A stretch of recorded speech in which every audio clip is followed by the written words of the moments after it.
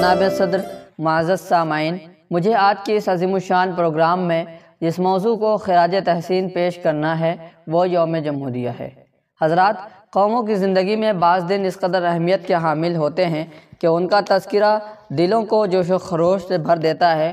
ہندوستان کی تاریخ میں 26 جنوری کا دن ایسے ہی اہمیت کا حامل ہے۔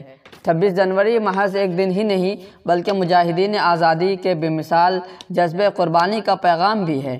اس دن کی تاریخی عظمت کے پیش نظر آج وطن عزیز کے ہر شہر، ہر قصبے اور ہر قریے میں خوشی و مسرت کا جشن منایا جا رہا ہے۔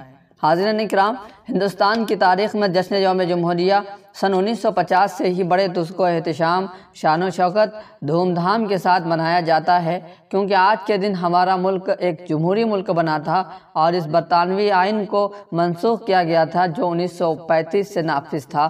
اس کی جگہ خود ہندوستانیوں کا بنایا ہوا دستور نافذ ہوا اور ملک کو جمہوری قرار دیا گیا۔ معزز سامعین، 15 اگست 1947 کو ہمارا ملک انگریزوں کی غلامی سے آزاد ہوا تو سب سے بڑا مسئلہ یہ پیش آیا کہ ملک کو بہتر طریقے سے چلانے کے لیے کیا کیا جائے، کیونکہ اس ملک کے اندر صدیوں سے مختلف مذاہب کے ماننے اور جاننے والے رہتے آئے ہیں، لہٰذا علماء اور دیگر رہنماؤں کی رہنمائی و قیادت اور ڈاکٹر بھیم راؤ امبیڈکر کی صدارت میں 2 سال 11 مہینے 18 دن یعنی مسلسل 3 سال کی انتھک محنت کے بعد ملک کا آئین تیار کیا گیا، اور جب ملک کا آئین تیار ہو گیا تو اس کو 26 جنوری 1950 کو پورے ملک میں نافذ کیا گیا۔ اس کے بعد ہندوستان میں جمہوری طرز حکومت کا آغاز ہوا، جس میں تمام لوگوں کے لیے آزادی، انصاف اور مساوات کی ضمانت دی گئی۔ تمام ہندوستانیوں کو یقین دلایا گیا کہ وہ اس ملک کے اندر امن سے رہیں گے، انہیں ہر طرح کا تحفظ حاصل ہوگا اور ان کے ساتھ کسی بھی معاملے میں امتیازی سلوک نہیں کیا جائے گا۔ حاضرین کرام، یوم جمہوریہ کے اس موقع پر اس بات کا اعتراف کرنے میں یقینی طور پر فخر ہوتا ہے کہ ہم ایک جمہوری ملک کے شہری ہیں۔ ہمارے ملک کا دستور دنیا کے طویل ترین دستوروں میں سے ایک ہے۔ ہمیں اس بات پر فخر ہوتا ہے کہ ہم ایسے ملک کے شہری ہیں جہاں گنگا جمنی تہذیب کی فضا رچی بسی ہے، لیکن افسوس کہ ہمارے ملک کی شاندار، جاندار، مثالی اور تاریخی جمہوریت گزشتہ چند برسوں سے بری طرح پامال ہو رہی ہے، تباہ و برباد ہو رہی ہے، ستیہ ناش ہو رہی ہے۔ پورا ملک کرپشن، بگاڑ، فساد، برائی، خرابی کی آماجگاہ بن چکا ہے۔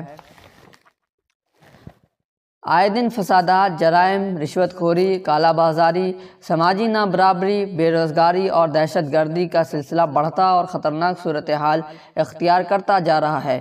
جس طرف نگاہ ڈالو ملک کی جمہوریت اور سالمیت کو کمزور کرنے کی سازشیں ہو رہی ہیں۔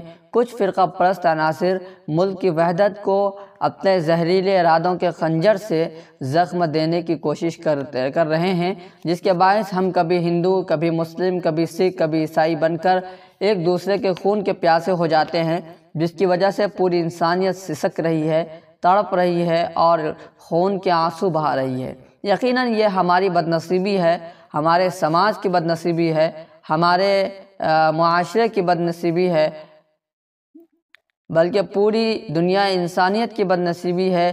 اس لیے آئیے اس موقع پر یہ عہد کریں کہ ہم جمہوریت کی سالمیت کے لیے کندھے سے کندھا ملا کر چلیں گے، ہندوستان کی ترقی و خوشحالی کے لیے ہر ممکن کوشش کریں گے، اخوت و محبت اور بھائی چارے کو فروغ دیں گے۔ جے ہند، جے بھارت۔